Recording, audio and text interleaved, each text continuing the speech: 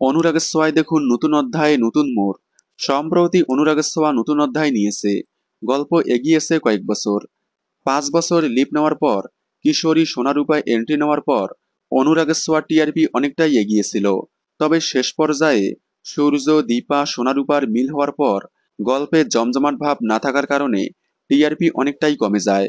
টানা 2 সপ্তাহ অপোজিট ধারাবাহিকে থেকে টিআরপিতে পিছিয়ে পড়ায় আবারও নতুন অধ্যায় নিয়ে আসা হলো, যাতে আগামীতে টিআরপিতে অনেকটাই এগিয়ে আসতে পারে।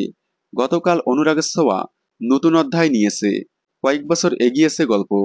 নতুন অধ্যায়ে বড় হয়েছে সোনা রূপা, পাল্টে গিয়েছে অনেক কিছু, যোগ হয়েছে নতুন নতুন চরিত্র। অনুরাগের ছোঁয়ার নতুন অধ্যায় দেখে অনেক পজিটিভ রিভিউ এসেছে।